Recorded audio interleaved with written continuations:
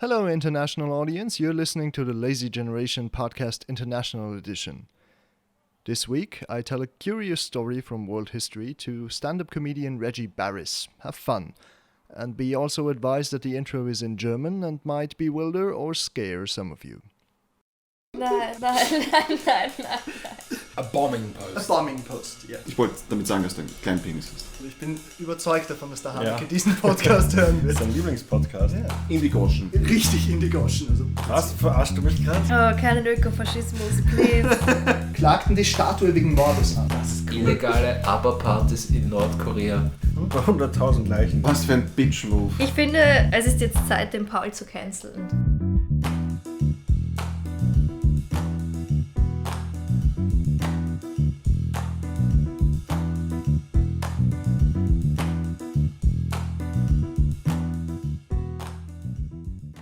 Fuck, man, it's just terrible. Yeah. So let's. Oh God, oh my God, I'm very delirious today. Fucking stay, Jesus. Reggie. Oh, we're welcome. already recording. I've been recording for a couple of minutes. I just usually press record and then jump in an extremely inappropriate moment. Yeah. So people I usually press sneezing or record, yawning let my guest forget about it, hope they might say something inflammatory that I can use as clickbait. Exactly. As I brought up the Nazi paraphernalia, unfortunately Reggie did not say any Betätigung, so I don't know what to do now. Yeah. I guess we'll just start. Guess we'll just start the podcast, like you've cleverly seen through my trap, but I'll get you yet. No, welcome. Thanks for doing it. Yeah, thanks for having me. I'm looking forward to this. It's about an English politician.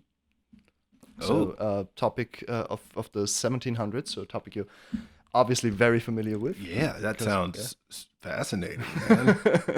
There's nothing an American likes more than hearing about the British, English politicians in the 1700s. There is still a tie-in to American history, albeit a very tiny one, which I think you'll find interesting. But I'm getting ahead of myself. If we talk about 1700s Britain, we are talking about America somehow, you know. Honestly, I'm actually a little surprised that when you say it was a British politician from the 1700s, I would have just assumed there weren't politicians then. Everything we hear about British people in the 1700s is like, oh, the king. It was entirely the House of Lords and no one else. I fucking assumed. Like, swearing on this podcast? Yes or no? Absolutely. Okay. Absolutely. You say it like it's necessary. Like, if you don't, there's a problem. Yeah, smoking's allowed, drinking's allowed. Do whatever. Jerk off. And if you don't swear, we'll fix it in post. Absolutely. I'll just edit in a bunch of random fucking swear words. So what I was really found fucking interesting. Just the Google Translate voice of fuck. Born in the Clerkenwell neighborhood of central London. Clerkenwell? Clerkenwell? I don't know. It's spelled Clerken. Well. But I mean, that for English, like geographical pronunciation names, it might as well be called Cluck. So honestly, yeah. John Wilkes was the third child of distiller Israel Wilkes Jr. and Sarah Wilkes, née Hicham. His siblings included elder sister Sarah Wilkes, born 1721, elder brother Israel Wilkes III, 1722 to 1805, younger brother Hicham Wilkes, skip over, youngest sister Mary Haley, born Wilkes, and the youngest sister Anne Wilkes, who died from smallpox at the age of 14. My favorite part about this is how many times it forced you to say a last name that you clearly can't pronounce. I'm fairly certain it's Wilkes. It's Wilkes. It might be. And I wasn't going to say anything, but then it came 17 more times. This is not my first language. I know. John Wilkes was educated initially at an academy in Hertford. This was followed by private tutoring and finally a stint at the University of Leiden in the Dutch Republic. So, Okay. there he met Andrew Baxter, a Presbyterian clergyman who greatly influenced Wilkes' views on religion. Although Wilkes remained in the Church of England throughout his life, he had a deep sympathy for nonconformist Protestants and was an advocate of religious tolerance from an early age. Wilkes was also beginning to develop a deep patriotism for his country. During the Jacobite Rebellion? I know Jacobite nothing Rebellion. about their I don't know. history. Yeah. I am curious though. Do you do this in a way where there's any like where I know where this story is going? Because like right now we're starting with the birth of a child, and I have no idea what the context of this story is at all. Absolutely, that's the idea of it. Okay, well, captivating. So there was a baby. Here are all his family members. This one died of the plague. What's the story about? Don't worry about it. Don't worry about it. It's fine. I'll get there. You have 2 hours, right? We'll get there. Wilkes was also beginning to develop a deep patriotism for his country. During the Jacobite Rebellion of 1745, he rushed home to London to join a loyal association and ready to defend the capital. Once the rebellion had ended, after the Battle of Culloden, Wilkes returned to the Netherlands to complete his studies. In 1747, he married Mary Mead. I don't know. I mean, I can't see the word. Yeah, it doesn't matter. And came into possession of an estate and income in Buckinghamshire. They had one child, Mary, known as Polly, to whom John was utterly devoted for the rest of his life. Is this story so far that he's coming up from a poor background and then No, because he got this estate, or was he like an affluent? I think it's more like, see, he grew up in a bit of wealth because he was the son of a distiller. Seemed to have been fairly successful. I mean, I guess if you're studying in Leiden, you're probably not poor. No, probably not. Studying in the Netherlands. Yeah. It's time to make something of yourself. Yeah. You need to leave the coal mine and go study linguistics in the Netherlands. Come from a long line of bakers. And if you want to know how to properly make a piece of bread, you got to go to the Netherlands for at least a university. Study philosophy. Come back, bake bread for the rest of your life. Study the philosophy of the bread before you can bake it properly. He came into possession of an estate and income in Buckinghamshire. They had one child, Mary, to whom John was utterly devoted for the rest of his life. Wilkes and Mary, however, separated in 1756. The mother and the daughter have the same name? Yeah. Okay. Yeah, they do. All right. A separation that became permanent. Wilkes never married again, but he gained a reputation as a playboy and womanizer. He was known to have fathered 2 other children, John Henry Smith and Harriet Wilkes. Wilkes was elected a Fellow of the Royal Society in 1749 and appointed High Sheriff of Buckinghamshire in 1754. He was an unsuccessful parliamentary candidate for Berwick in the 1754 parliamentary elections, but was elected for Aylesbury in 1757. Aylesbury? Aylesbury. But knowing the British, that could have been absolutely a possible name. And the representative for the district of Aylesbury please be seated? Lord Lubington, you have the floor. He was elected for Aylesbury in 1757 and again in 1761. He was a member of the Knights of St. Francis of Hicham, also known as the Hellfire Club, which would meet for raunchy rituals with a black magic theme. The club had many distinguished members, including John Montagu, 4th Earl of Sandwich, and Sir Francis Dashwood. I'm gonna do a pop quiz later on all of these names. Dude, there's so many fucking names, and I can't imagine any of them are relevant. None of them Not are a goddamn really one of relevant. them. No, absolutely. Wilkes was notoriously ugly, being called the ugliest man in England at the time. But also a playboy. Actually, as I think about it, if someone's got a reputation as a womanizer in 1700s in England, that's a rapist. That's probably just a rapist. No, I think he was actually very skilled. He was a very cunning linguist, if you catch my drift. No, he was, yeah, I'm sure that's it. No. They were like, look at that jaw. How do you think it got so strong? How can you say no to that? No, he possessed an unsightly squint and protruding jaw, but he had a charm that carried all before it. He boasted that it took him only half an hour to talk away his face. though the duration required changed on the several occasions Wilkes repeated the claim. He also declared that, quote, a month's start of his rival on account of his face would secure him the conquest in any love affair. So I think he was, on the one hand, he was wealthy, which is, of course, helps, but I think he was also quite charming and witty. I feel like if you ask people in 2020, he was a date rapist. Yeah, that's a problem. Here's the thing. I don't care. I don't know. I don't want to defame this man, but I will say it's okay though. He's been dead for 200 years. So. Leave the man his legacy. I don't know. It's just one of those things where I feel like if people in the 1700s were going to use a bit of a derogatory, like, oh, you're a real womanizer, that guy's like really just doing his own thing with these women in an era where women were there to be done with, That's actually a fairly good argument, yeah. So it might have been that he was a horrible rapist. Half hour to talk away his face was just like, I'll tell my father. Oh shit! Like, okay, I'll do it. Fine. Oh, God damn it. I'll tell everyone you're a witch. God damn it. At least don't look at me with that squint of yours. Can we do it doggy, please?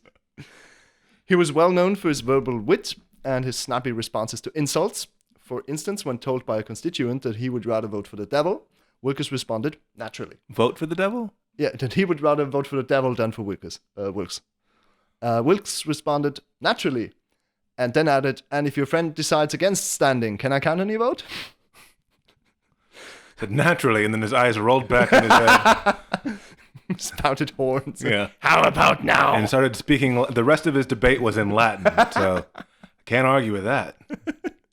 Yeah, it really helped when his opponent exploded in a gory shower of bones, which made him the winner by default. In an exchange with John Montagu, 4th Earl of Sandwich, where the latter exclaimed, "Sir, I do not know whether you will die on the gallows or of the pox," Wilkes is reported to have replied, "That depends, my lord, on whether I embrace your lordship's principles or your mistress." As a survivor of many roast battles, like how much would you rate this insult? I mean, like in for 1700, I don't know. I think it's like you just assume everybody from that era was just prim and proper and didn't know how to. But no. Well, I mean, like the thing is, like for like ancient Roman, there have been like graffiti of them saying like your mother sucks cock and stuff like that. I actually have.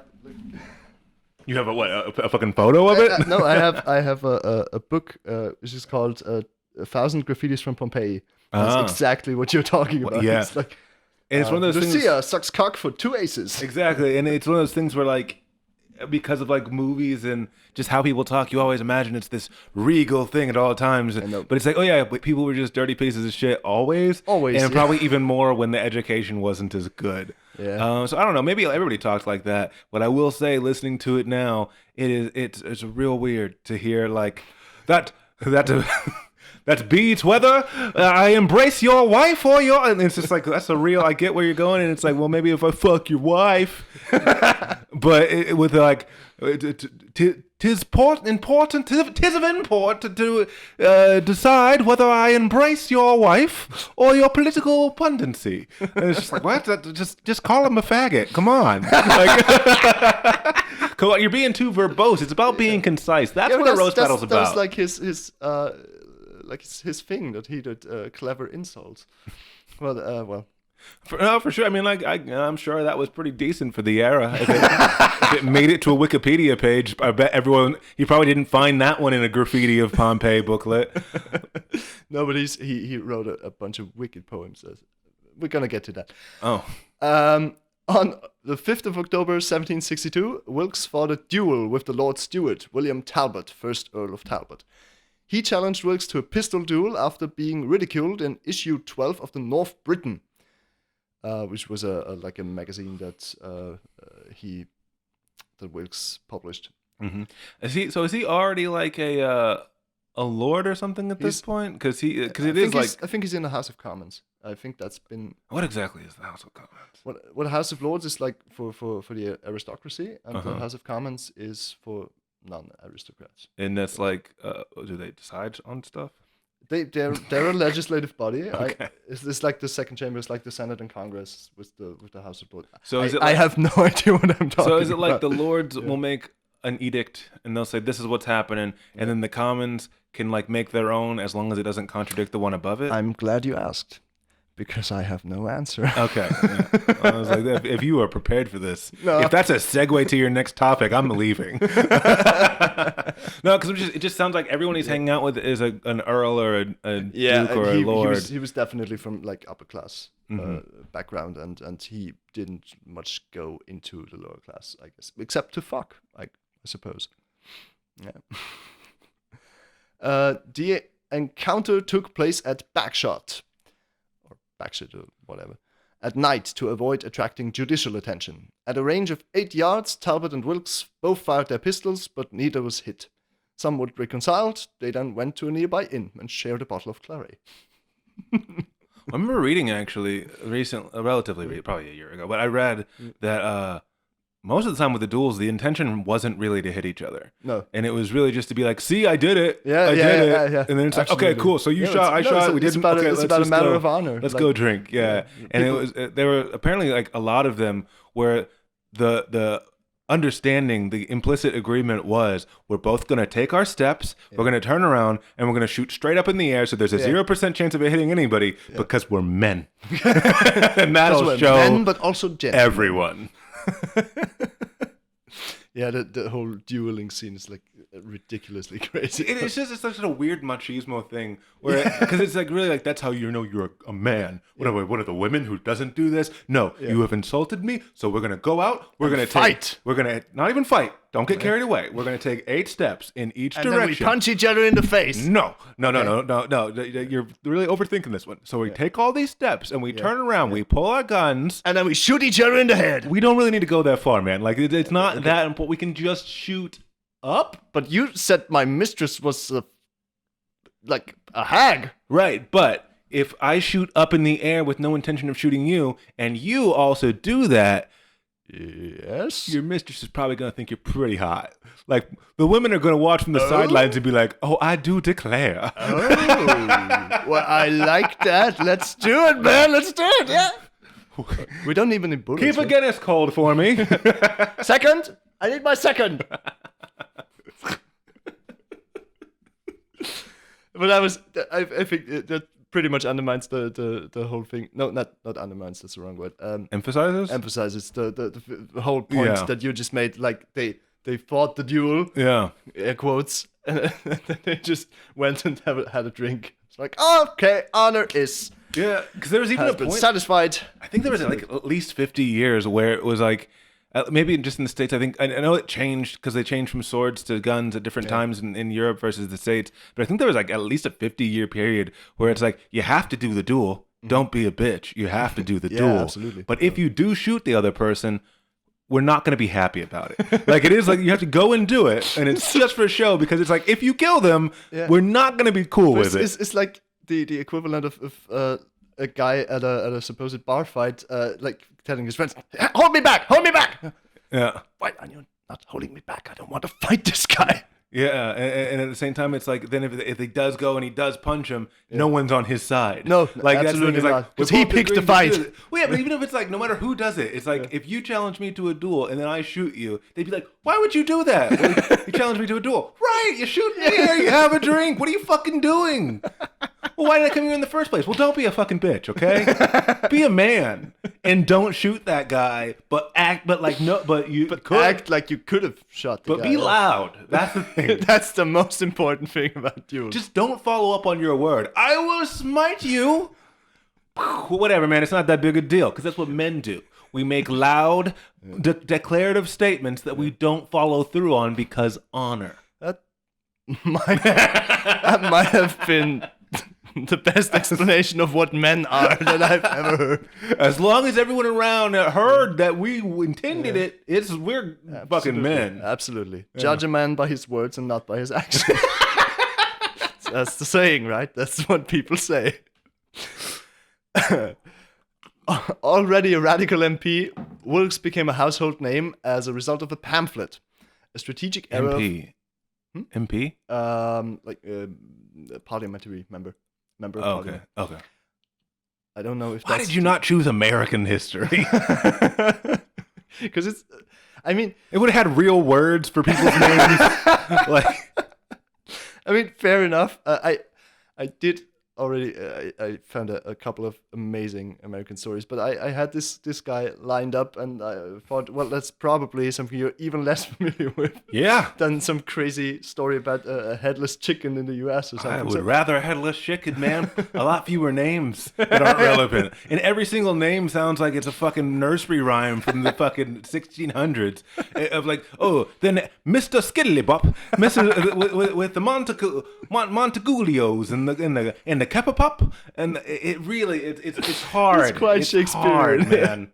These names sound like not real things. Yeah, absolutely. I think that's the whole point of British names. It's like a Dr. Seuss meets Game of Thrones. kind of. Yes. Wilkes became a household name as a result of a pamphlet, a strategic error of judgment on the part of the establishment, and a message sent 1 minute too late. On the 23rd of April, 1763, number 45 of the North Briton pamphlet, named for Wilkes's Unionist nomenclature for a Scot, the North Briton, Scot. I know Scotland, dude. Yeah, I know. It wasn't. That wasn't one of the confusing words I was talking about. Well, then be more specific about what An Englishman, you don't a understand. man from England. No. Yeah. Okay. Fine. Okay. You got me. North issue number 45 of the North Briton pamphlet hit the streets and became an instant hit. It suddenly opposed the policy of George II, who had just concluded peace with France. Claimed the peace was a product of French bribes paid to British officials, and stated that British ministers were the tools of despotism and corruption. I mean, fair enough. That's probably what they were. The king was incensed and vowed to silence Wilkes by hook or by crook. A week later, officers of the Secretary of State, Lord Halifax, arrested Wilkes on the charge that the pamphlet was a libel and a breach of the peace, and took him to the traditional lodging in these circumstances, the Tower of London. He was held for a week and refused permission to receive visitors. And this was part of his magazine? Why did he... The pamphlet is the magazine company that his family owned, so he... No, his family owned a distillery. Oh, what was the magazine company thing again? That was just a pamphlet publishing that he took up because he had a lot of money and a lot to say. Okay. But, because my... It's like his private blog, essentially. Oh, no.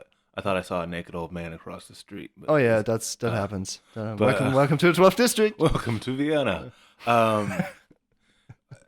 I just... So, like, why did he publish this thing? If I don't know, it just feels like if he's supposed to be like a parliamentary member, what benefit does he have from spreading libel, whether true or not, from like saying slanderous things in this public? Like, why did he need to invent his own version of Twitter to get in trouble on this one? Basically for shit talking his opponents and getting more constituents to vote for him, because he had a reputation. Oh, this was part of his campaign as a sort of speech. Radical. He had very strong views, and so it's not exactly part of his campaign. It's like the Twitter page for HC Strache. You need to keep getting shit out there so people don't forget who you are. It's like Trump. Like it's like Trump. It's like whether he's campaigning or not, the aura of this kind of bravado, fuck it kind of guy, that needs to just stay out there to keep the people riled up. Exactly, yeah. While jailed, he wrote a letter to his daughter Polly, quote, "Be assured that I have done nothing unworthy." I thought he had Mary, she was called Polly. She was named Mary, but called Polly. I suppose after he separated from his wife, Mary, that he suddenly didn't want to call his daughter Mary anymore. I don't know. With how old British names are, I feel like it's like how Dick is short for Richard. They're like, oh yeah, Mary, we shorten it to Polly. Absolutely. Quote, "Be assured that I have done nothing unworthy of a man of honor who has the happiness of being your father. I have not yet seen my accusers, nor have I heard who they are. My friends are refused admittance to me. Lord Temple and my brother could not be allowed to see me yesterday. As an Englishman, I must lament that my liberty is this wickedly taken away. I am not unhappy, for my honor is clear, and my health is good, and my spirit unshaken. I believe invincible." I hate this man. Do you? What was that sentence? That I lament that my freedom has been taken away. Fuck off, dude. Who talks like that? I'm sure it was much more reasonable at the time, but it's just such a like. Yeah, man. I was like, hey, you're arrested. I didn't do anything. Yeah. I'm not happy about this. I was like, I lament I must lament that my liberty is wickedly taken away. Yeah, it's such a weird. Violently. It's such a British way. weird, like, disimpassioned, but like, because I mean, and again, it's probably a linguistic thing that's changed over time, but it's like you're using passionate words, but it's a thing where I can't. It feels like you're like, oh, someone's gonna quote this someday. I better make it worth it. I need to make this memeable. Yeah. His friends were indeed being turned away at the gate. A decision by Halifax that led to perhaps the most aristocratic protest march in history, in advance of Wilkes' first court hearing. To organize it, the Duke of Newcastle sent a letter to the Duke of Devonshire, stating, quote, "Our friends are in the highest spirits upon this violent proceeding." I love it that like the highest spirits it clearly means they're pissed off, but it just seems like they're like ecstatically They are happy. very pleased. Oh, they locked our friend up. Good heavens, that's great. I am so pleased that I can lament the dastardly whatever fucking taking away of. I can only keep up Old English pretendy so long. For about 10 seconds before you get annoyed by yourself. Yeah.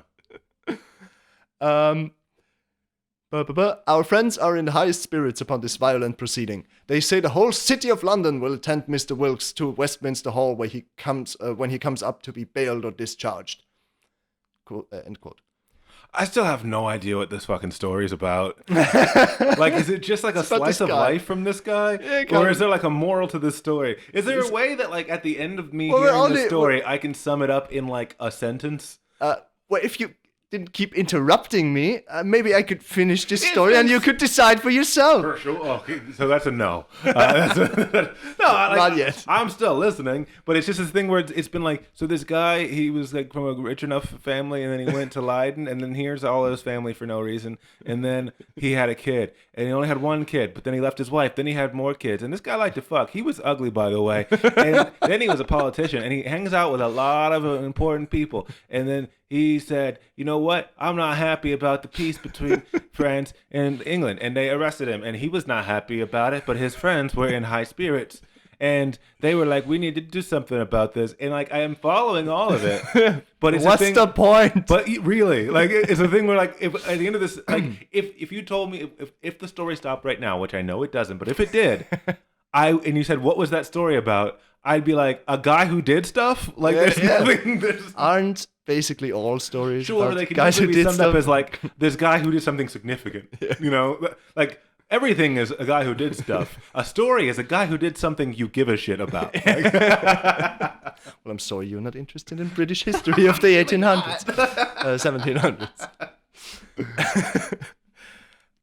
For his part, Lord Middleton wrote to Lord Hardwicke. I have also no idea who these people are here. just say some dude wrote some Some guy. dude wrote to some other dude. For God's sake, my lord, consider well the point and show Wilkes that we will not abandon him unconvicted to the fury of an insolent minister. The march took place on foot and horseback and included members of parliament, lawyers, and at least 15 members of the nobility. One after another, they approached the tower and demanded to speak to Wilkes. Each was refused. Who was refusing? Who was this Those are ruling like body? friends and colleagues of him who... No, but like, who was the ruling body that they were protesting against? Because I feel like if it's 15 members of nobility, I mean, I don't know how high that he goes. was arrested but- by orders of the king because he... the king ordered issue 45 of his... Oh, of right, his North because the Britain king was the pamphlet, one who and was he insulted. criticized the king, and Okay. so the king had him arrested. So the nobility is like compared, like they're like, we're nobility, but like the king was actually my aunt's second cousin by marriage.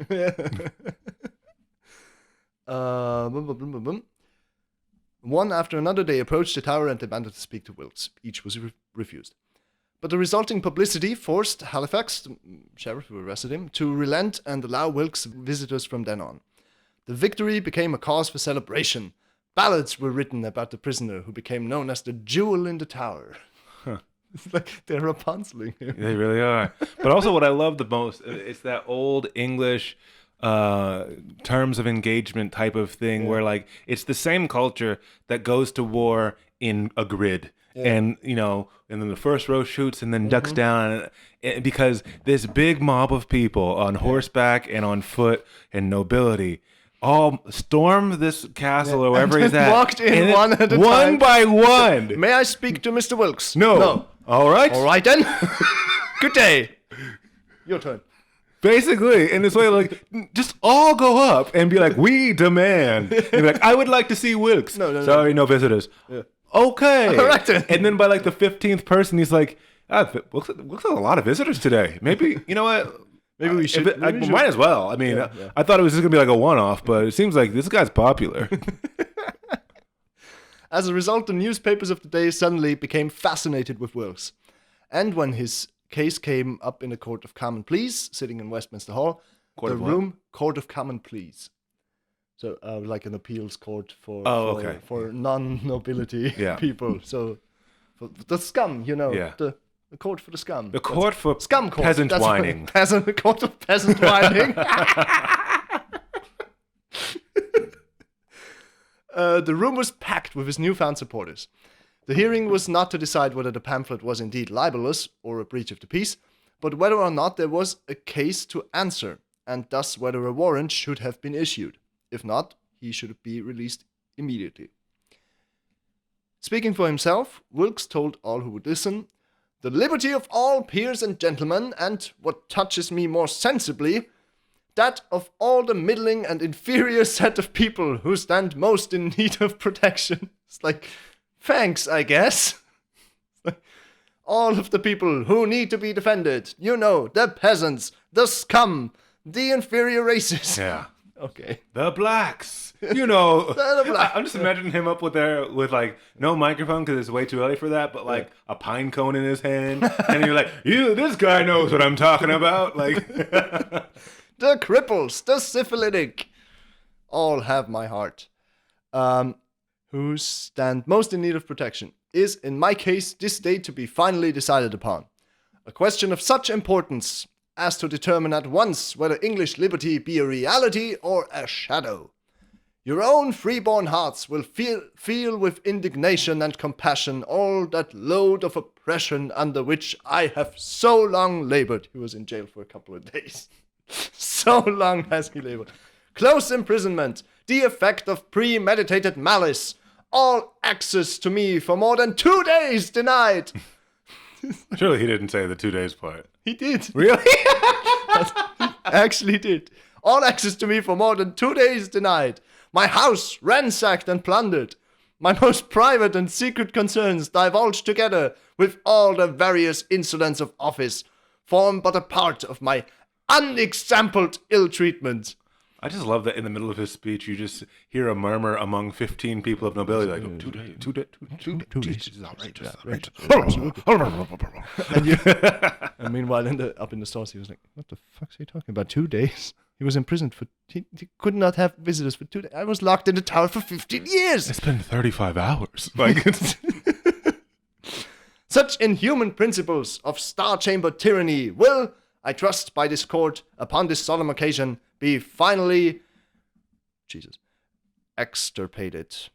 And that henceforth every innocent man, however poor and unsupported, may hope to sleep in peace and security in his own house, unviolated by king's messengers and the arbitrary mandates of an overbearing Secretary of State.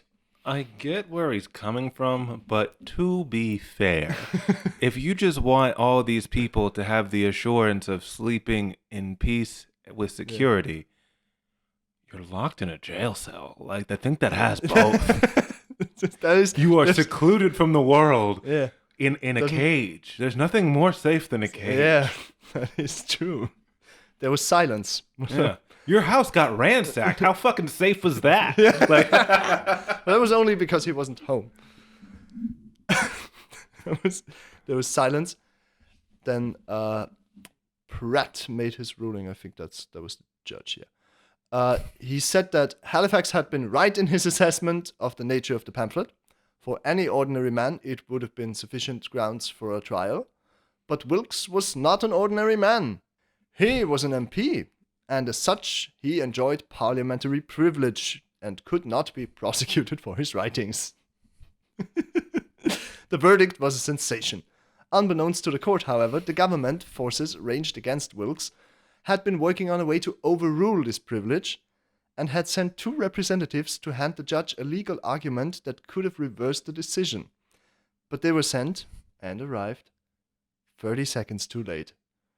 For Sergeant Nares, a government prosecutor, cried out just as the decision was handed down, "My lord, I have just received a note from the Attorney and Solicitor General desiring they may be heard upon the point of privilege."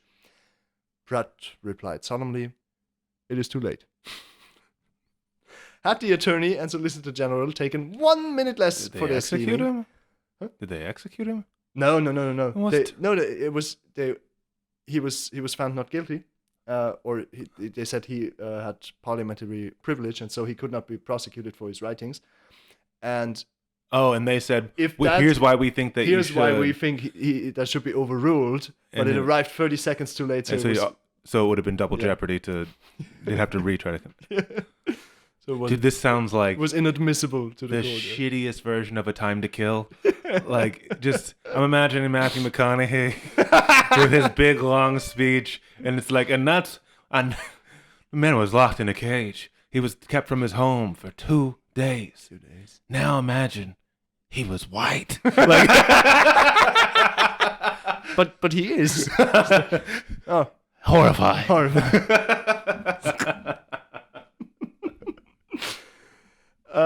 Had the Attorney and Solicitor General taken 1 minute less for their scheming, they could have had Wilkes held in the Tower and smothered his rebellion at birth. But could they have? Because it wouldn't have, if they had that legal argument, it wouldn't have necessarily stood up in court, would it?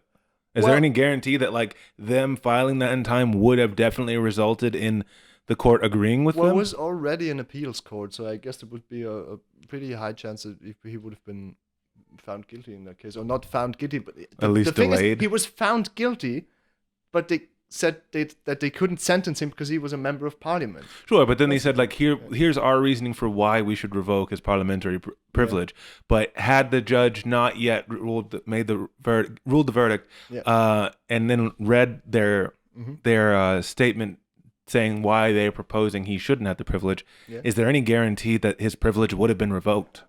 No. Because there's no guarantee. It could have just easily come 45 seconds earlier, and well, this is bullshit. This is not. No, you're talking out of your ass. Might have also been the case. Thou sprichst aus dein anus, or whatever fucking old English bullshit that was. Thou sprichst from thine anus.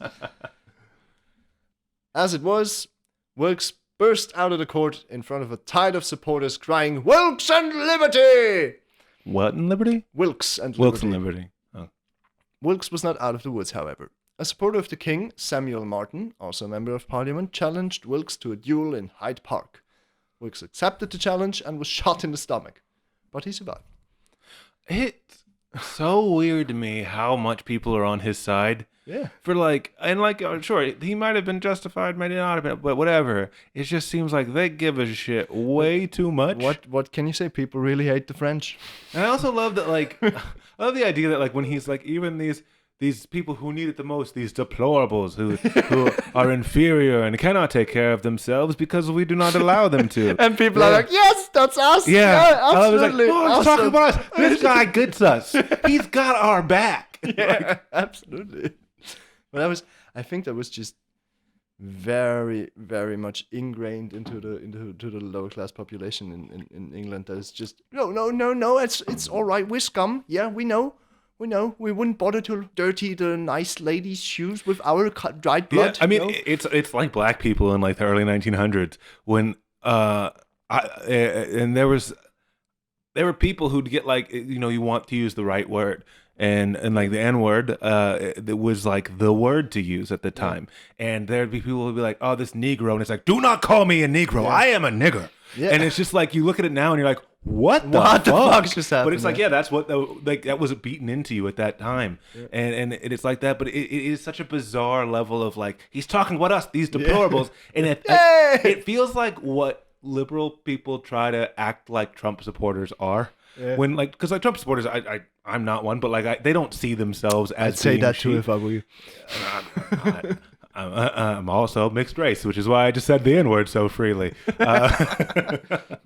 But I feel like Trump supporters wouldn't say like we're sheep following this guy. They're just like this guy gets us and he's supporting us, and Trump's not really saying you guys are inferior people with his words, but his actions are quite But he doing did that. say in Iowa, how stupid are the people of Iowa? Look, he's not a great orator. When it comes to speeches, he's not Obama, okay? Here. But it is a thing where like I think that everybody who's like on the left who's mad at Trump supporters as a blanket, like can't even try to have empathy for where they're coming from. Always feels like what they hear every time Trump opens his mouth is, I hate black people and Muslims and everybody, and you're all stupid, and I just want this for my money. So, But what they hear is, I get you guys. yeah, and on the Even far if left, it's lies, they're yeah. hearing that, and then they see Trump supporters being like, yeah, and it's like, but he just said he hates you guys. It's like, it's not really what he said. You're not wrong. Yeah, it is. But, You're not but wrong. I mean, okay. But it's not exactly what he said. And like these peasants feel the same way of like Probably, of yeah. like he gets us, I mean, the they have been- undesirables. I mean, they have been living in a monarchy for like 1,000 years. I also deserve to sleep in my own bed. You don't have a bed. I don't. I might one I don't, day, but I deserve it. But when I can't afford a bed, I want to be able to sleep. That's exactly American politics. Yeah, of like, I know. Tax cuts for the breaks for the rich. But Yay, we'll have to pay less taxes. You're- No, not you. No, you don't Not make $1 you. million. But I might one day, so I'm going to like preemptively adjust the taxes. Yeah, like the estate tax and all that. Oh fuck, let's Yeah. stop talking about. Let's talk about British politics. Let's talk about British could go wrong politics, there? Because at least this has been over for 200 years. Yeah, this is a pre-Brexit. It's a pre-Brexit story. Yeah. Absolutely. Having tried imprisonment and something akin to assassination without success, the government. akin to assassination. Well, it was That's a quote? Yeah. What the fuck does that mean? Well, it's like they sent not exactly an assassin, but like someone to Tickle him? no. There's they're talking about this MP guy who challenged him to a duel and actually shot him. Oh, okay. What a brute! What an absolute. That's not bastard. what these guns are for. Don't you know how to use a gun? They're You for point loud- it in the air. They're for loud noises that scare birds away. And sometimes for shooting birds, but mostly scaring away. The government tried to undermine him another way. Wilkes had written, with Thomas Potter, the son of the Archbishop of Canterbury, a poem entitled An Essay on Woman, an eye-popping, filthy parody of Alexander Pope's Essay on Man. Have you read Essay on Man by any chance? Of course I haven't. Well, then let's compare the I start. haven't heard of it, dude. Let's compare the start of Essay on Man to Essay on Woman. So, Essay on Man, Alexander Pope. Awake, my Saint John. Leave all meaner things to low ambition and the pride of kings. Let us, since life can little more supply than just to look about us and to die, expatiate free o'er all this scene of man, a mighty maze, but not without a plan, a wild where weeds and flowers promiscuous shoot, or garden tempting with forbidden fruit. Wait, is this one of Wilkes's poems? No, or- that's Alexander Pope's Essay on Man. Okay, this is like a It's big like thing. serious, I assume. serious. I've poetry. never heard of I- this thing. I hadn't heard of it before. Either. I Okay, so didn't- it's not like it was like a significant work necessarily. I don't think so. I think it was very popular at the time, and I think it's still very popular. It was probably. like Twilight. Alexander Pope is. It was like It was 1700s Twilight. 1750s Twilight. Yeah, absolutely. Let's compare it now to Essay on Woman by John Wilkes and Thomas Potter. Awake, my Fanny. Leave all meaner things. How old is he at this point? That was. I mean, I assume he's an old man of 27 or something like that. Yeah. I don't know, but it's No, like I think, I get that it's a parody thing, but at the same time, it's like it just feels real He was juvenile. born in the 1720s, and this was he might have been just about 40 to 50 years old. But, Really? Yeah. He was God. he was a big boy. That's so old to be like, oh, awake, my pussy. That is. God damn. Awake, my Fanny, leave all meaner things. This morn shall prove what rapture swimming brings. Let us, since life can little more supply than just a few good fucks and then we die, Expatiate free o'er that loved scene of man, a mighty maze for mighty pricks to scan. A wild where Paphian thorns promiscuous shoot, where flowers the monthly rose, but yields no fruit. So he made a period joke at the end as well, which is just... Hey, no, you're right. He's got a way with words. Penis. Can you imagine? Oh man, I can't make a comparison publicly, but can you imagine somebody who's hideous making this kind of joke and anybody being like, "Oh, he's a charming guy"? Like, I think if somebody was like really, really handsome was making this joke, you'll kind of overlook it. But just imagine someone who's like short, fat, balding, a little bit squinty with a big underbite, being like, "Oh, licking pussy, shall we just my hair for some good fucks? You bleed." And it's just like, wow, you're a real charmer. You just talked that face back. Yeah, you're right. A half hour of talking, you've talked your face away because I no longer find that to be the most appalling thing about it. That's a good point, yeah. We can go on. I think they just squatted on his face just to get him to stop talking. And he's like, "I'm a real pussy hound. Yeah. Look at me. These women love me." And they're like, "Shut up. Fuck up and get in there." Pope, O blindness to the future, kindly given, that each may fill the circle marked by heaven, who sees with equal eye as God of all a hero perish or a sparrow fall, atoms or systems into ruin hurled, and now a bubble burst, and now a world. Wilkes. Can't get rid of that pronunciation still. I mean, I bet you also say Jack Holmes. No, I don't. He's had people call him that. Really? Yes. Jack Holmes? Yes. Well, maybe people assume his last name is Spanish. Jack Holmes. No, it is just people who are too German to realize that Holmes is one of the most iconic names in the world. I know. Oh, blindness to the future. That's Wilkes' Yeah. version now. Oh, blindness to the future, kindly given. Oh, the last one was the regular one. Yeah. Okay, because I was like, I don't hear much. That's not so dirty. You're like a circle, a ring. I'm like, is he talking about nipples? What's going on here? But okay, that's just... No. You know that is Wilkes' version. Immediately. Because it's, oh, blindness to the future, kindly given, that each may enjoy what fucks are marked in heaven. Who sees with equal eye as God of all. This is an adult. The man just mounting and the virgins fall. Pricks, cunt and bollocks in convulsions hurled, and now a hymen burst. This and dude was a now rapist. Yeah, it's No, dude, this dude was not a The rapist. longer I continue to read this story, the more I agree with the you. idea that he was actually. just such a charmer. Yeah. That women in those eras were like, "Oh my god, the way you talk about cunts is so delightful." He doesn't faint when he speaks about vaginas. What a man. I think it was just like, how many fucks do you think we can get tonight? Like, well, I do say, Mr. Wilkes, that's not appropriate. I don't know why they're fucking from they're Southern belles from the plantation era, but like, that's not appropriate. It's like, you are a witch, are you? That's what I heard. And it's like, okay, all right then. have your way. What a charmer. What a charming fellow. Wilkes' enemies, and there were plenty of them, got hold of the verses. One such man was John Montagu, Earl of Sandwich, who had a personal axe to grind.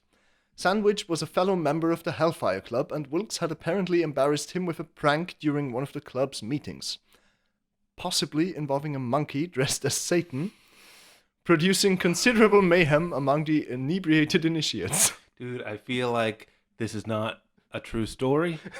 I feel like you just invited me over here so you could read. Just to bullshit you. You're doing like a fucking creative writing course, and you just like, oh, let's see if it's believable.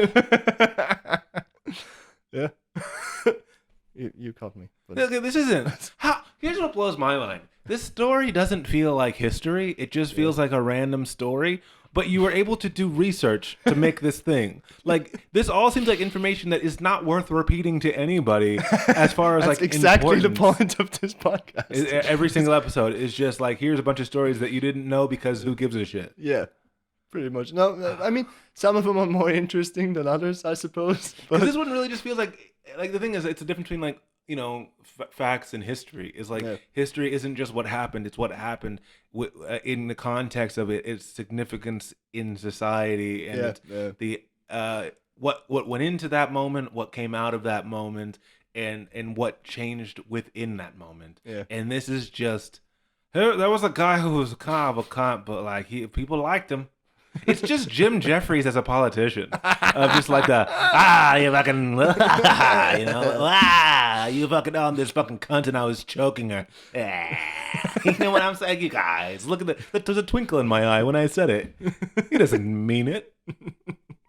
Yeah, I have some episodes which are like I have another one about a British politician, but he was the first atheist in Parliament, and he set a precedent so that non-Christian politicians could abstain from swearing on the Bible and doing an official Christian oath, which is, I suppose, more historically significant. But sometimes not crazy. But sometimes I just like to talk about crazy guys, and even if they're horrible rapists, especially if they're horrible rapists, because it's so much easier to hate them if they are.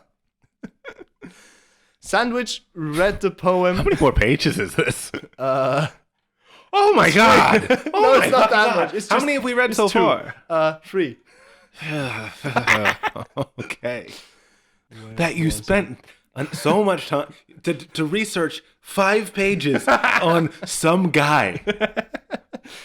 I feel like you're not feeling my pain. Some guy.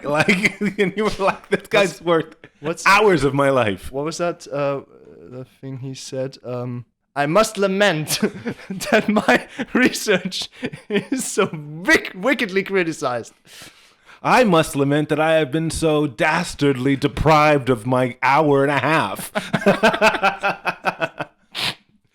Sandwich read the poem out to the House of Lords, perhaps the only time such language has been heard in that chamber, resulting in a declaration of blasphemy, a debatable claim, and obscenity.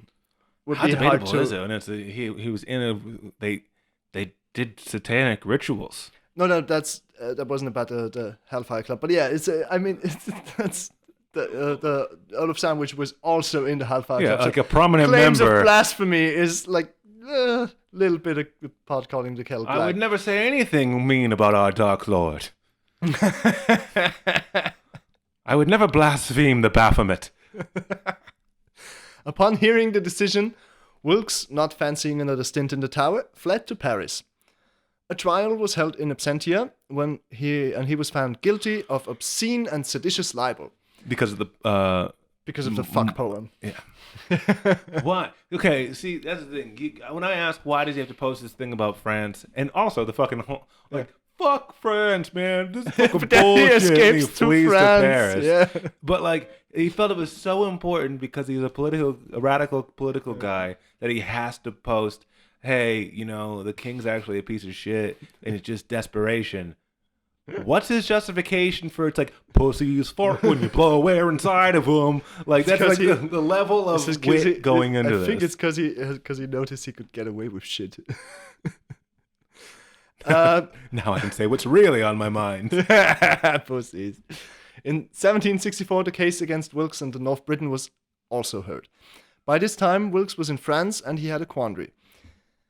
If he failed to return, he couldn't defend himself. From what? But from the the appeal. But if he returned to Britain, he would be arrested. Sorry, this is after the absentia trial? No, that's or it's the same one. Basically. Okay. But if he returned to Britain, he would be arrested. He stayed where he was. Yeah. Clearly. For refusing to appear in court, the government declared him an outlaw, meaning that he could be shot on sight and the only thing his killer would get would be a pat on the back. Yeah. The Annual Register wrote that the declaration, quote, completed the ruin of that unfortunate gentleman. I don't know if I would call him unfortunate. He came from a wealthy background, inherited an estate. No, there was nothing about luck that had to do with this. Every bad thing that's happening is a direct consequence of shitty actions. Yeah, pretty much. It's really just a guy who won't shut the fuck up. And then it's like, it's so unfortunate to be me. Yeah. This man who has nobility marching on his behalf. Absolutely. There's nothing I could have done. Yeah. I'm a victim of circumstance. 4 years later, however, Wilkes was broke and had to return to Britain. Not one to slip into obscurity, he decided to meet his opponents head-on by standing in the forthcoming general election. What opponents? He was an outlaw at this point. And on they did go through with making him an outlaw. Yeah. But, I mean, what he would be a political prisoner. And you're going to stand on a stage? No, not stand on the stage, stand in the election. He was going to run for office. So that's what I'm saying. It's like if you're in a campaign, you're going to have to rally people who are all legally allowed and encouraged to shoot you. And on 28th of March 1768, he duly became the member for the county of Middlesex. He was elected? Middlesex. He was elected. How does outlaw not encompass that? I have no idea. I have absolutely no idea how he was able to legally run for office while being still... Well, like, because an outlaw is like, you're outside of the law. Like, I guess, in that case. And, well, I mean, that's what I remember hearing once that it is like this thing where it's like, you are no longer functioning as a person within the legal thing. So if somebody steals from you, you're not protected by the law anymore in that sense either. If they kill you, you're completely forced outside of this, and that's why it's not just that you're like a wanted person. It's that like, you don't have the same protection of the law anymore. Okay. And I might be wrong, but I remember reading or hearing that somewhere. Might be the case, actually. And especially when it's like, we can kill you and there's no consequences, Yeah. So it just feels like if you're being forced outside of the protection of the law, how can you run for a government position that requires you to help create the law that doesn't even fucking apply to you? Talk about a fucking conflict of interest. Well, clearly you're creating laws that you never have to abide. Well, clearly he doesn't see it that way. Neither do the people who fucking voted for him. Yeah. His supporters charged about the streets once more, crying, "Wilkes and liberty!" and writing the number 45, the number of his famous pamphlet, on every surface. Still an outlaw, however, he handed... No, it was outlaw in the sense that he was still being prosecuted by the government. Okay. Still an outlaw, however, he handed himself in to the court of the King's Bench. But the presiding judge, too scared to arrest John Wilkes, ruled that, since no officer had brought him in, he was invisible to the court. It's like, no, we didn't arrest you, so you haven't been arrested, so we can't process your case. Why was he scared? I don't know. Because he had such a large following. Because he had... And you thought they were going to, like, yell at him again? Yeah. one by one? Yeah, he was, like, a really scared judge. Excuse me, Your Honor. I disagree. Oh, no, not again. Please, okay. Good day. All right. I'll let it Your go. Honor. Oh, no. I disagree. Oh, Jesus. I bid you farewell. How many are you? Your Honor. Oh, man. I do not comply. All right, just go. Just fucking go. I don't want to deal with this shit. I can't see you. I can't see you. You have not been brought in by the constable. Therefore, I can't see you. It took Wilkes a week to arrange his own arrest and detention, while he waited for the case against his outlawry to be heard. Even behind bars, he caused chaos. During his incarceration, a number of his supporters surrounded the prison, chanting, "No justice, no peace!" Really? Yeah. At which point, a fight with the troops stationed there broke out. The soldiers shot a volley of bullets, killing 6 of Wilkes' men and injuring 18 others. They then broke into a tavern and killed another man, whom they took to be one of the ringleaders. It's like a guy who was just having a drink. It's like, "You there? Yes?" I mean, I'm still stuck on the whole "no justice, no peace" thing, and then just like see, like how when that phrase goes full circle, and it's also just so funny of just the number of white people that are just like, white privilege doesn't exist. No, it's exactly the same for all of us, Absolutely not. we're shouting "no justice, no peace" because a man had his neck kneeled on for 9 minutes, and they're outside of a prison. Yelling "no justice, no peace" because a man arranged his own arrest after the court said, "You know what? Don't worry about it." Don't worry about it. Yeah. No, I insist. I want to go to prison. And I think he was very aware of his influence on people. For sure. I think he very much used that imprisonment also to like present himself as the underdog. Yeah, I mean. Being the oppressed. Here again, I find myself lamenting my unfortunate incarceration as I deprived from my Wilkes and liberty. I do not have any Wilkes and liberty at the moment. Yeah. So now everyone's on the streets like, "Wilkes and liberty, we heard those words."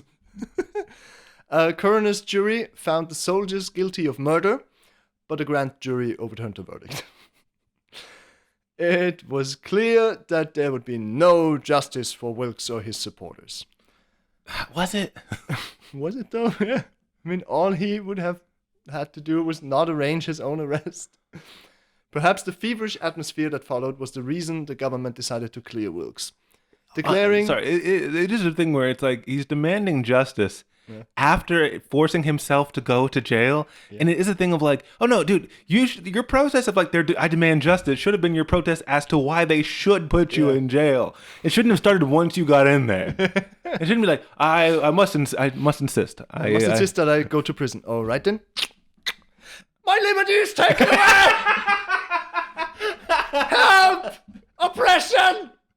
You saw him oppressing me! He's just like, as they're about to close the door, he's like, and then they're like, oh, wrong key, hold on. Little professionalism. All I ask not for. Yet, not yet. And clink. Liberty! Give me liberty or give me death! Much preferably liberty and Fox. Much preferably liberty and another job in Parliament, please. That would be awesome. Thanks. Give me liberty or give me my job back. Perhaps the feverish atmosphere that followed was the reason the government decided to clear Wilkes, declaring there had been a technical error in the language of the original writ of outlawry. Oh, do we say outlaw? In-law. In-law. In-law, yeah. I'm going to marry your sister. Like. Oh, okay. Yeah, that's, I guess that makes sense. On the other hand, he was sentenced to 2 years imprisonment for the original libel. The king one. Yeah. Things have changed in the last 200 odd years, and the King's Bench prison of those days would hardly be recognized as a house of correction now.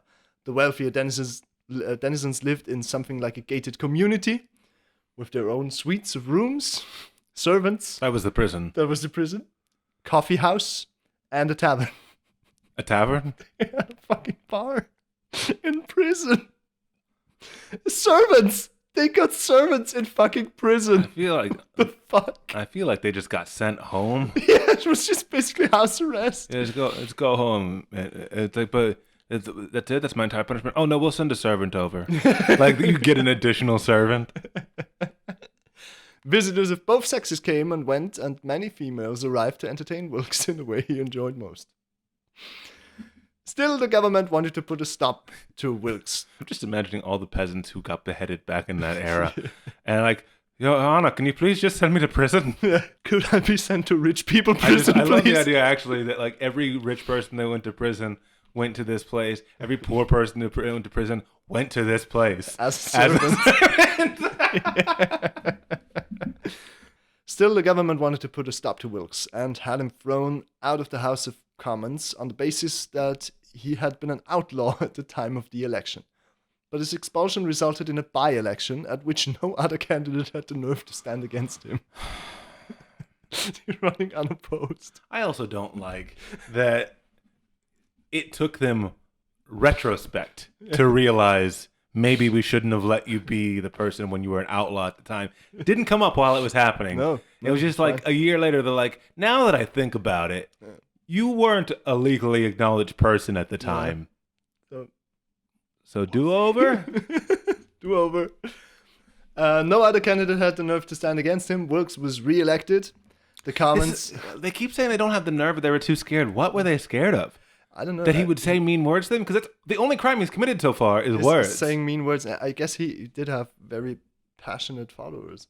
But what did they do? Like, is it any worse than a regular football hooligan? Because it sounds like a lot of rich people being like, no justice, no peace, Wilkes and liberty. And it's like, I don't want to deal with that. No. He's going to yell at me. He's going to yell Wilkes and liberty. And I got to sleep. I got to be up in the morning. These are British politicians and wealthy citizens. They're not used to being yelled at. These are the same people that when he said, I've been deprived of my ability to sleep in my bed for 2 days, they were like, oh, this is grave. This is quite grave.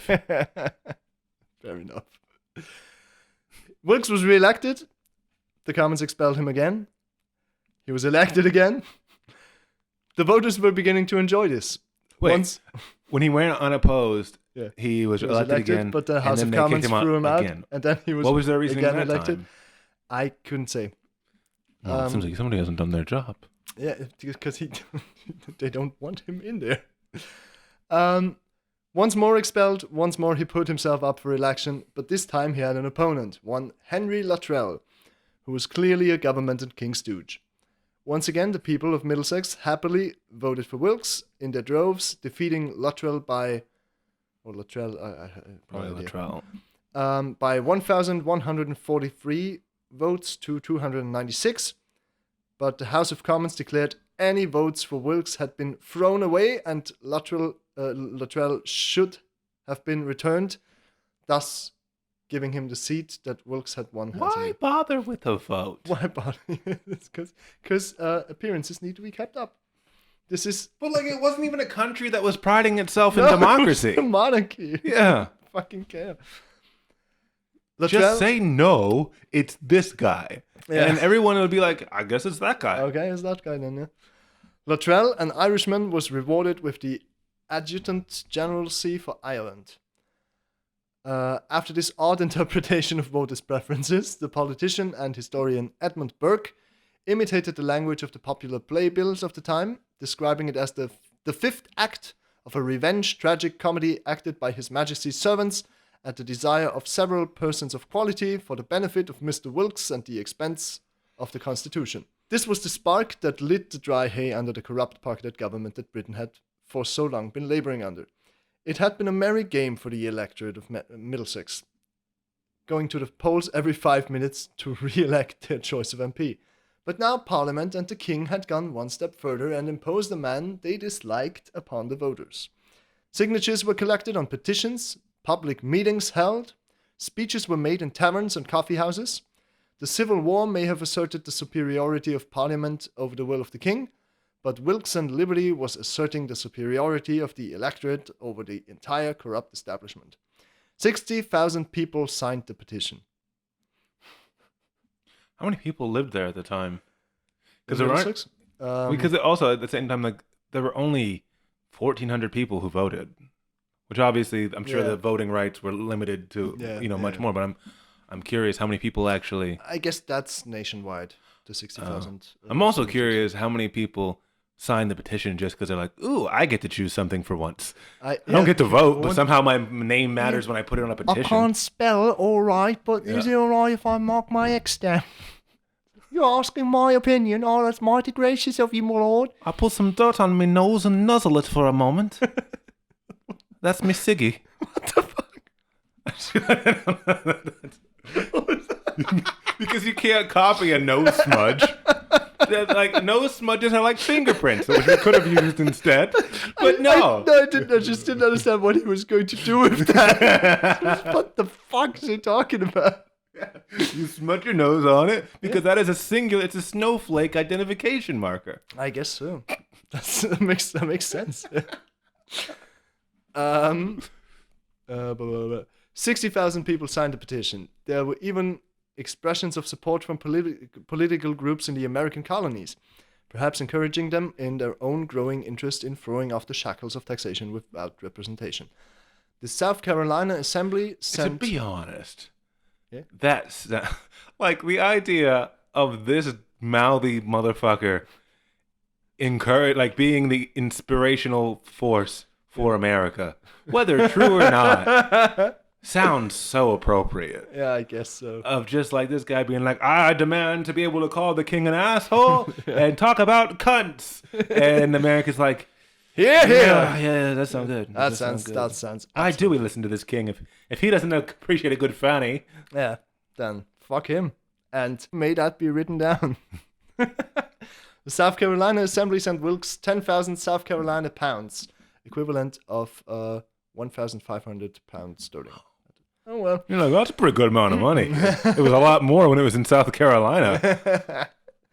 The King's speech to Parliament that year did not mention Wilkes, but it did have a lot to say about the diseases of horned cattle. No doubt an important subject for those interested in cattle, but something of an oversight to those that wanted a representative democratic process. It took time, but eventually Wilkes managed to overturn the bar on him sitting in the Commons and took a seat. Perhaps the government had been worrying over nothing, because when Wilkes was back in Parliament, he did his best to introduce radical bills, but generally without success. His greatest coup was to end Parliament's censorship of reports of debates and to end the practice of general warrants, which were a hammer to destroy the free press. It was through one of these that Wilkes had originally been arrested for the 45 pamphlet. Without it, his fame and entire career may never have happened. Inside Parliament, his effect was small, but by keeping him out, the establishment had pushed the populace to decide it was they who ran the government, not the other way around. British subjects in the American colonies closely followed Wilkes' career. His struggles convinced many colonists that the British Constitution was being subverted by a corrupt ministry, an idea that contributed to the coming of the American Revolution. While in Parliament, Wilkes was vehemently opposed to war with the American colonies and condemned government policy towards them during the American Revolution. In 1774, Wilkes went on to be elected Lord Mayor of London. They love this guy. I don't. He was a liberal, not quite so liberal as he had been, but still a damn sight better than what had gone before him. After 1780, his popularity declined, as he was popularly perceived as less radical. During the uprising known as the Gordon Riots, Wilkes was in charge of the soldiers defending the Bank of England from the attacking mobs. It was under his orders that troops fired into the crowds of rioters. The working classes, who had previously seen Wilkes as a man of the people, then criticized him as a hypocrite. His middle-class support was scared off by the violent action. The Gordon Riots nearly extinguished his popularity. Finally. Is that the end? Huh? Oh, I thought that was the end. No, When that's he said not, finally, I was like, not yet. I was like, huh? Well, we're getting there. While he was returned for the county seat of Middlesex in 1784, he found so little support that by 1790 he withdrew early in the election. The French Revolution of 1789 had proved extremely divisive in England, and Wilkes had been against it due to the violent murders in France. His position was different from that of many radicals of the time, and was a view more associated with conservative figures, including expressed indifference to Catholic emancipation.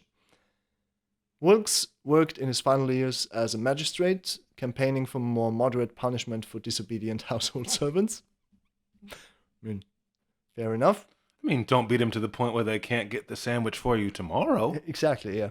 Like, leave their hands intact so that they can slice your toast. Yeah, what that was? I think it was in the Bible. There was something like that. It was like, yeah, it was something like you can beat him, but he has to be able to work tomorrow. Or it was like if you beat him to death, he has to die immediately, or something like that. It was I can't remember, so don't completely quote me on it. But it was one of those things that was like beat your servant. Of course you're gonna beat your servant, absolutely. but don't beat him so much that he either can't I think keep that's working. Probably just a pragmatic thing. Like a lot it of was stuff really that's in just the Bible pragmatic. is just pragmatic. Because it was something stuff. like it was either like if you beat him to death, it's fine unless he survives today and then dies tomorrow because of it. That's a problem. Or God hates that. Or it was like if he dies tomorrow, that's one thing, but you can't let him die while you're beating him.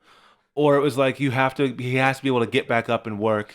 But It's becoming very specific. Can I just beat him to death? It was really one thing where it was like, from what I remember, it was like, don't beat your slave for somewhat pragmatic reasons, but also to a point where you're like, oh, you're not completely against me killing the slave. Yeah. It's just, there are just stipulations on how and when he dies as a result of it. Where was I? Oh yeah, he died at his home at 30 Grosvenor Square, Westminster, London. The cause of death was a wasting disease known at the time as marasmus, which renders the body unable to properly transform consumed food into energy. His body was buried in a vault in Grosvenor Chapel, South Audley Street, London, on the 4th of January 1798. Wilkes was at one point a hero to radicals in Britain and North America, and the slogan "Wilkes and Liberty" was heard on both sides of the Atlantic. Wilkes was widely admired in the American colonies as a political journalist, a radical politician, and a fighter for liberty. He greatly influenced the revolutionaries who fought for American independence and played a role in establishing the right to freedom of the press in the United States. In reaction, after the revolution, representatives included provisions in the new American Constitution to prevent Congress from rejecting any legally elected member and to proscribe general warrants for arrest. John Wilkes Booth, the pro-slavery actor who assassinated President Lincoln, was a distant relative of his. Oh yeah. I think that's why I'm like that's why I know it's Wilkes because because of John Wilkes Booth. Then in that case he absolutely was called Wilkes. Yeah, I mean, assuming that the English didn't change how it was, but like that's especially because whenever I'm like, I'm pretty sure it's Wilkes, and then you're like John Wilkes, and I'm like, it's gotta be, it's gotta be. Yeah. But yeah, that's the life and work of John Wilkes, who you absolutely do not like as a person. God, it was just like it's a big old story of like, hey, who gives a shit, you know? And it's especially it's like hearing a eulogy about a person you don't care about, and they're like, he was a good man, not a good man, but he was a man, and he was an interesting man, or like he was a complicated man, like it's of like a distant family. No, he wasn't complicated. He was just an asshole. Yeah, if you found out that like one of your distant family members died, but you'd never met them, and then they're like, he was a complicated man, and they just tell you an hour-long story about why like it's not that bad that he's dead. Yeah. And you're like, okay, yeah. He leaves behind many grieving friends and family. We're fine. It's like we're good. 6 people here. Not a grieving, man. I'm just, free lunch. I heard there were hors d'oeuvres. I heard there were snacks and came as fast as I could. He owed me $20. Tony, we've been over this. It's fine. It's like he's dead. You're not gonna get it now. Oh, this is John? I was looking for Cynthia. Oh, no, sorry. That's the next hall. That's the next fucking. Oh man. So did anybody know this guy actually? He fucked my wife.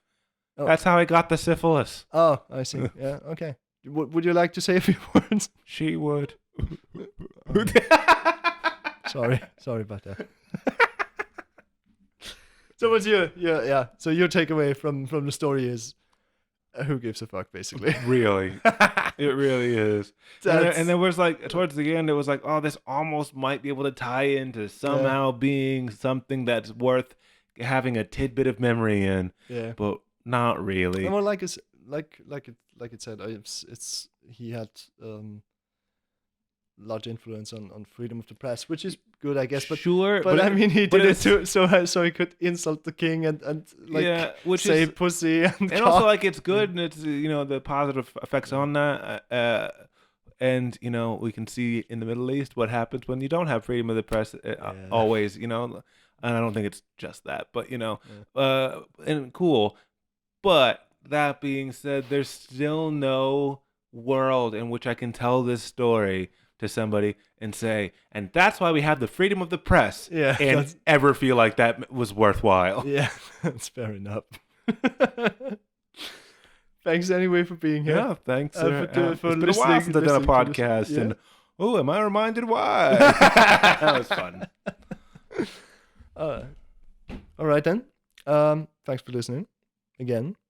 Tune in again, and till next time. Fuck John How Wilkes. many episodes have you done that you don't have an outro for? That you're getting to the end of it and you're like, until next time. I have an intro that I cut together, but outro is always like. How many episodes are you into this? This is the 14th?